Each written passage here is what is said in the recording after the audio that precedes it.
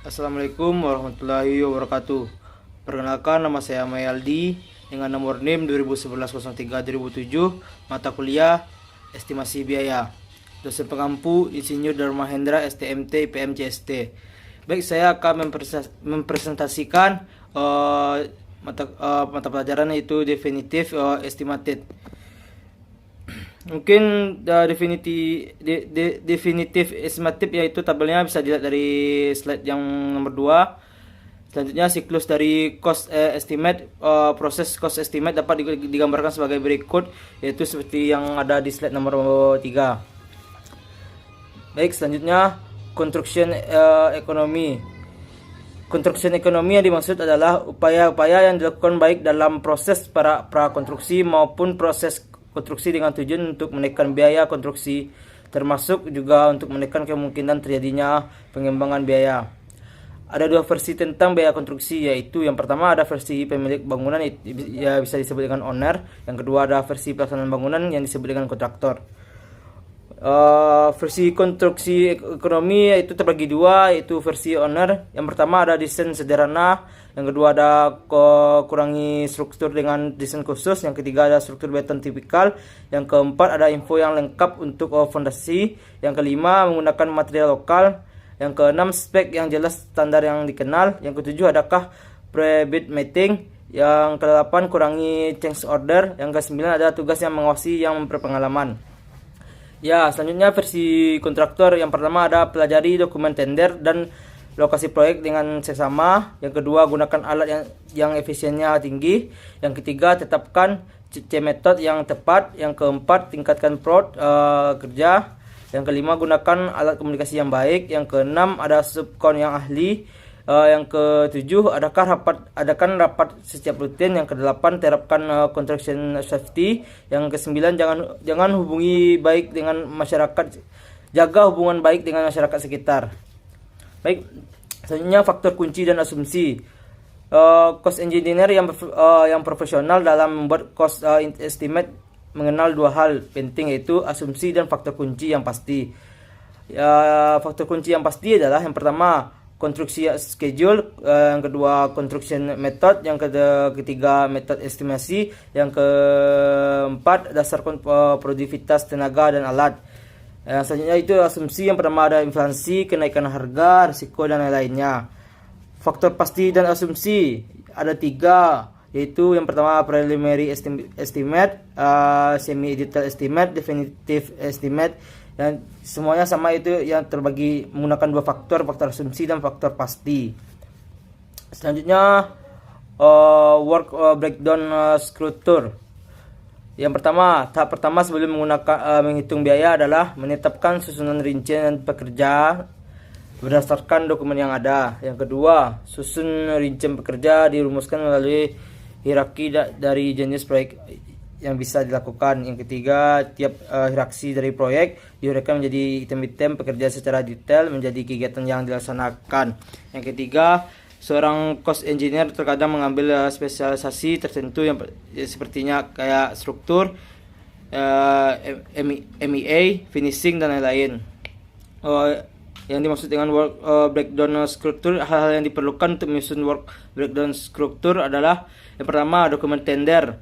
Ya, dokumen tender itu ada terbagi, yang perlu melengkapi dokumen tender itu ada terbagi. Yang pertama ada gambar, spesifikasi, persyaratan, surat perjanjian dan addendum.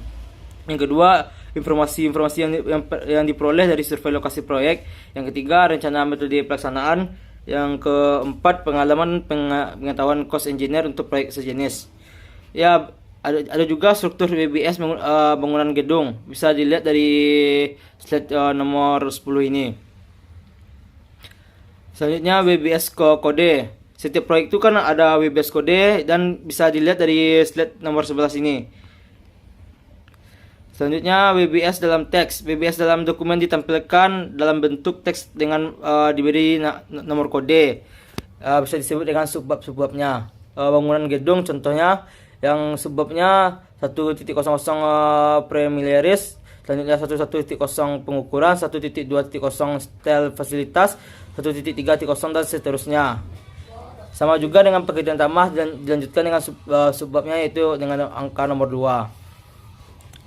Selanjutnya preliminaries. Yang pertama yang dimaksud prelim adalah berbagai pekerjaan yang persiapan yang perlu dilakukan. Kedua, kegiatan-kegiatan umumnya dirumuskan melalui contraction method. Yang ketiga, biaya prelim masuk dalam kelompok direct cost. Yang keempat, untuk proyek besar biaya prelim biasanya cukup signifikan. Contoh prelim untuk proyek gedung yaitu yang pertama ada soil investigation, yang kedua temporary assets of, yang ketiga seremoni, yang keempat kontrak dokumen, yang kelima SOP dan AS build drawing, yang keenam sheet on the overhead, yang kedelapan cleaning, yang kesembilan mobilitas dan demobilitas, yang kesembilan itu tower crane, yang kesepuluh K3 dan lain-lainnya. Dan kita masuk ke biaya proyek. Biaya proyek terdiri dari dua bagian, yaitu pertama direct cost, bisa biaya yang disebut dengan biaya langsung, yang kedua indirect cost yang disebut dengan biaya tidak langsung. Yang keduanya, inti dari biaya proyek adalah direct cost yang jumlahnya dominan mencapai lebih kurang 85% dari total biaya proyek.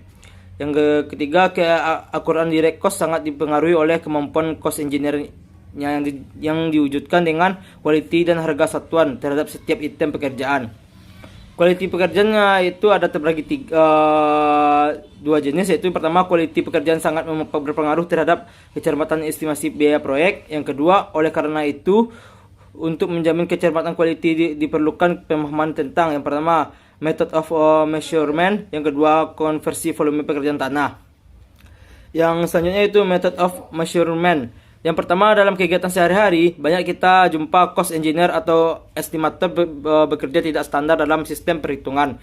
Yang kedua, kelemahan ini menyebabkan berbagai masalah, yaitu hasil perhitungan tidak meyakinkan, sulit melacak kalau tidak terjadi kesalahan, sulit diteruskan oleh orang lain bila estimator yang bersangkutan berhalangan.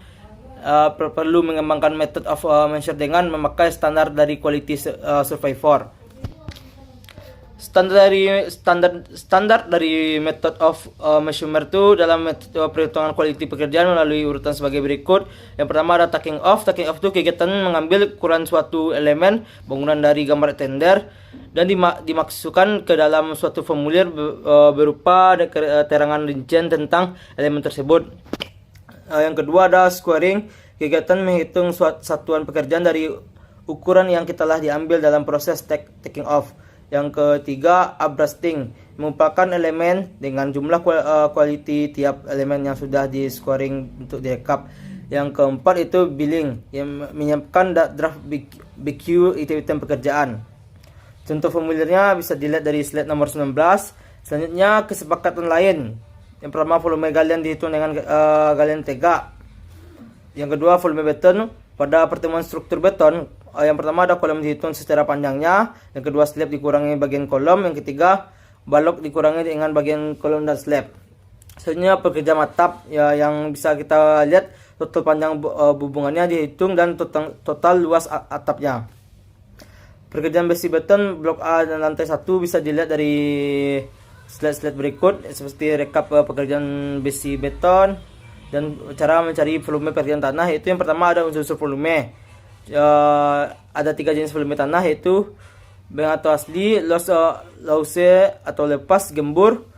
Itu yang maksudnya bank atau asli itu galian tanah, lause atau lepas, gembur itu disebut angkutan, komtek atau padat disebut dengan timbunan. Perubahan volume tanah bisa dilihat dengan slide berikut. Peristiwa pemadatan berkurangnya volume udara.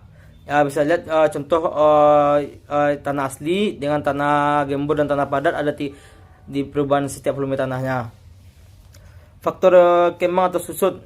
Yang pertama, faktor kembangnya kita swell faktor terhadap volume bank dengan rumus FK sama dengan 1 tambah L per B.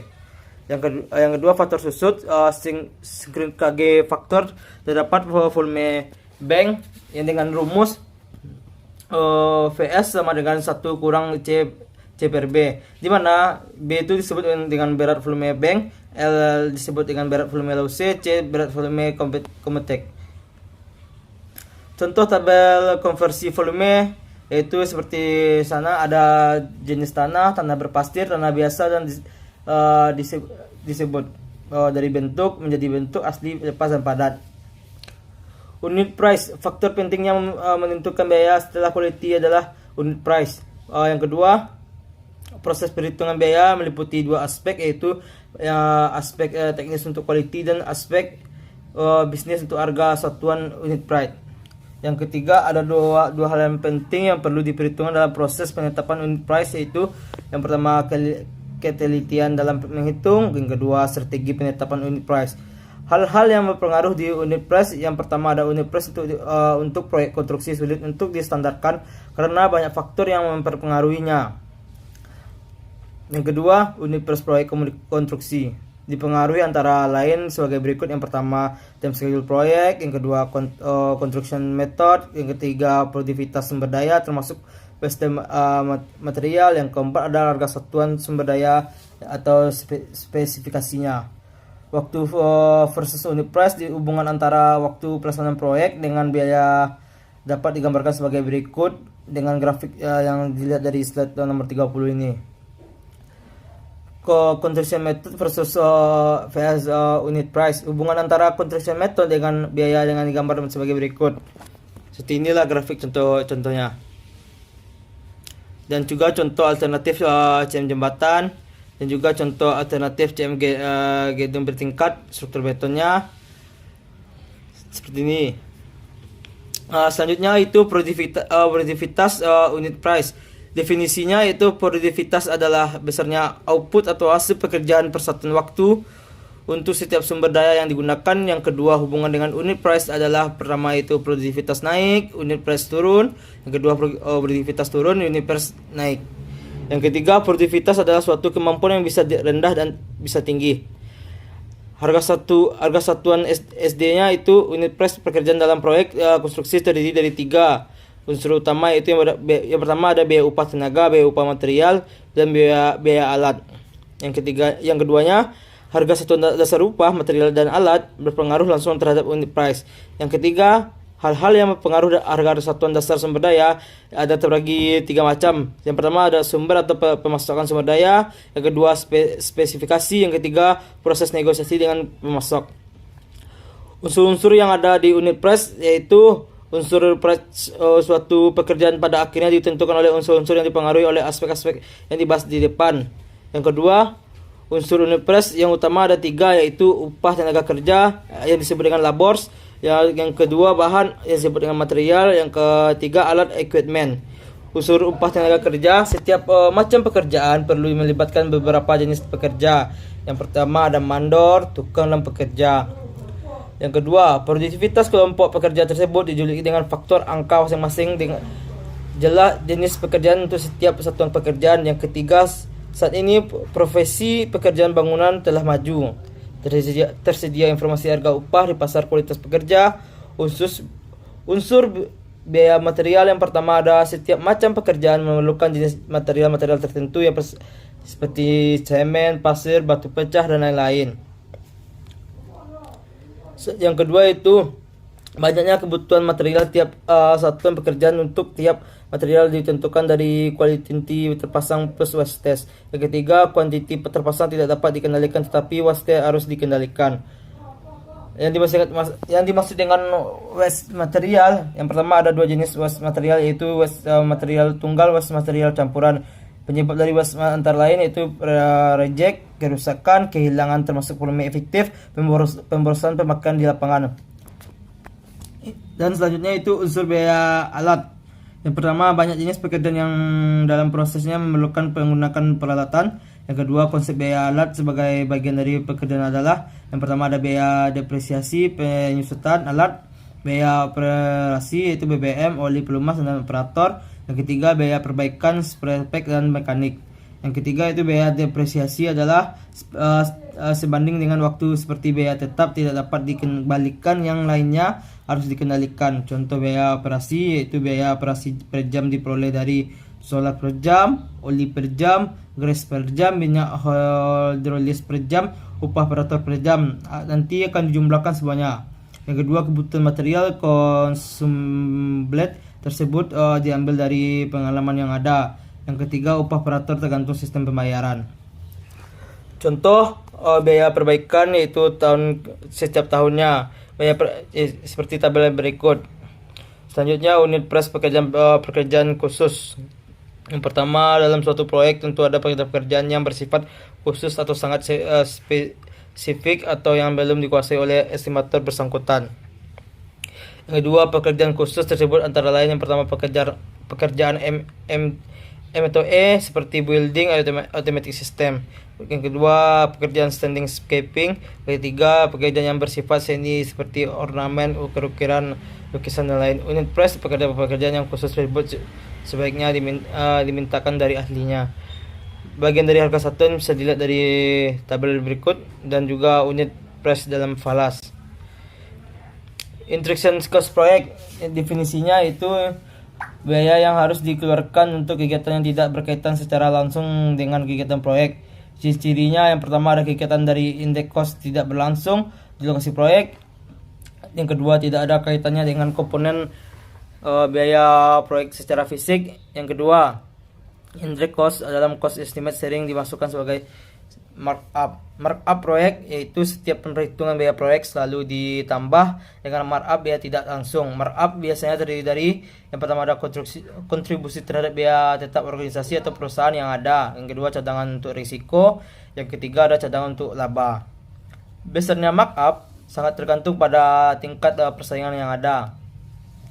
Struktur bid price yang masa lalu, yang pertama jumlah biaya, keuntungan dan risiko, pajak dan jumlah penawaran. Dan untuk saat ini itu yang pertama ada jumlah biaya, pajak, dan ketiga ada jumlah penawaran. Seperti inilah cost estimate dan bid price dalam rangkanya. Dan unsur utama markup dan juga konstruksi proyek. Baik, mungkin itu aja presentasi saya tentang materi definisi estimate pada kali ini. Mohon maaf bila kata-kata yang ada yang salah, mohon dimaafkan. Wassalamualaikum warahmatullahi wabarakatuh.